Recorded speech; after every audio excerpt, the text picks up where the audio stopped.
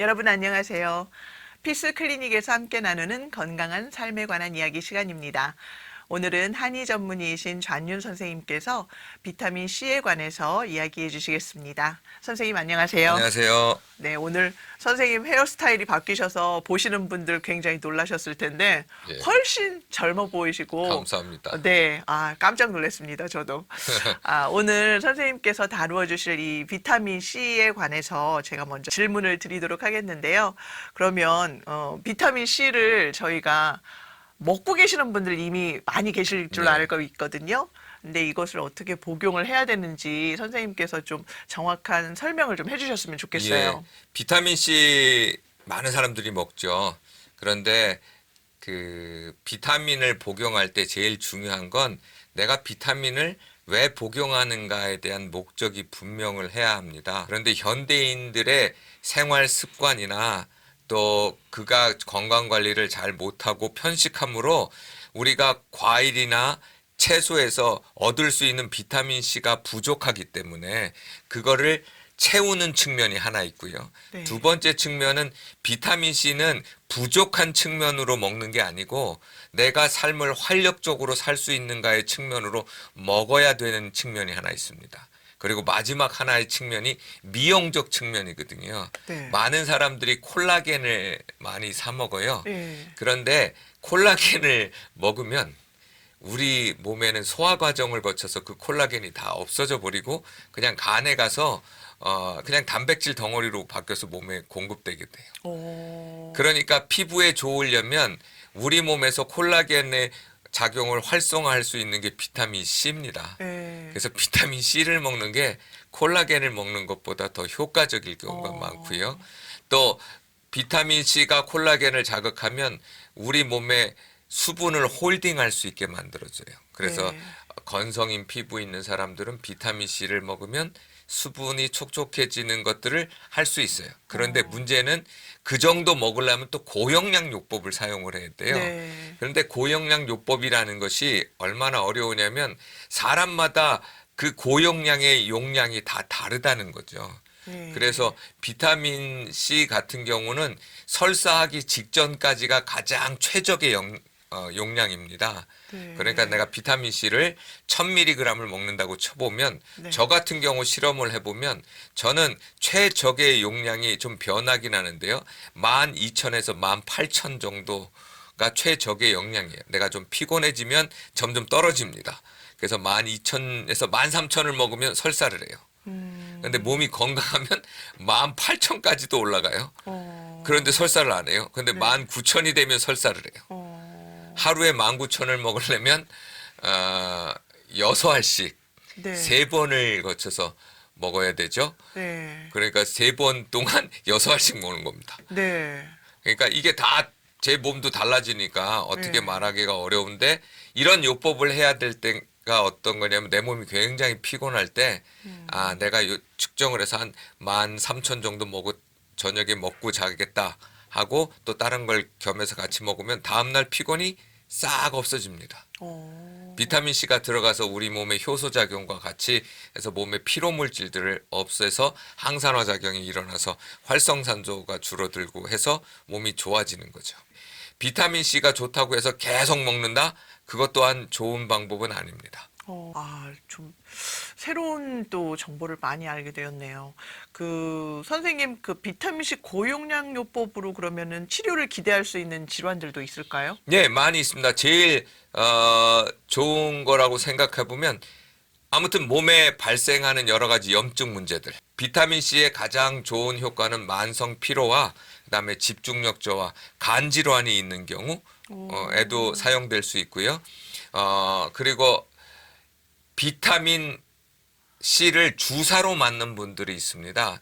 저는 권하지는 않지만 이런 경우 당장 수험생인데 만성 피로로 시달려서 먹는 것으로 빨리 시험이 당장 국가 자격증 시험이 한 달 남았는데 이거를 빨리 해결할 수 있는 방법이 무엇일까? 이런 경우에 특수한 목적으로 비타민 요법으로 주사를 맞는 경우는 빠르게 효과를 볼 수 있습니다.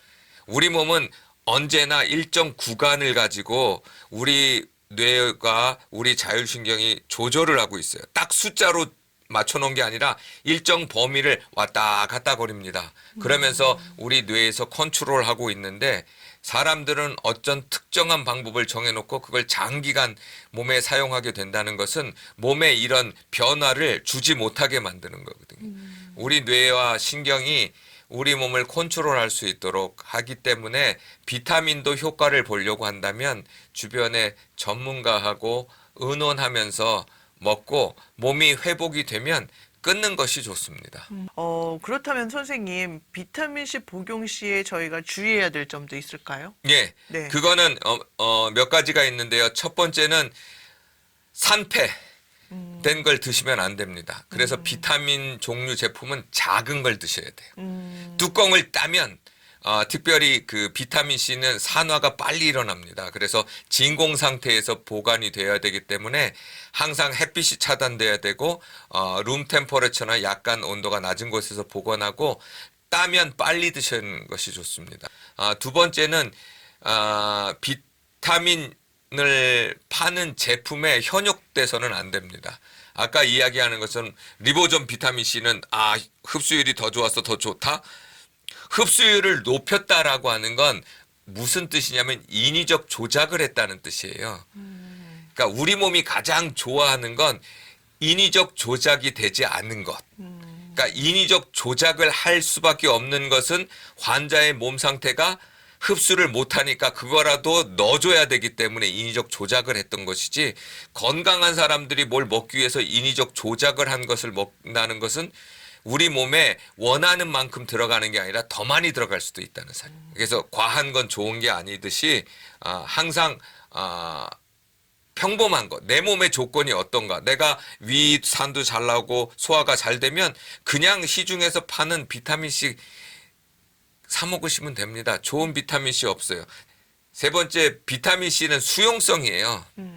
그래서 한꺼번에 많이 먹어봐도 우리 몸에 4시간 이상 머물지 않습니다. 네. 4시간이 되면 반으로 줄어버려요. 그러니까 비타민C 고용량 요법을 한다는 건 어떤 특정 시간에 몸을 바꾸려는 요법이 아닌 이상 고용량으로 먹겠다 그러면 3번에 나눠서 먹는 게 좋죠.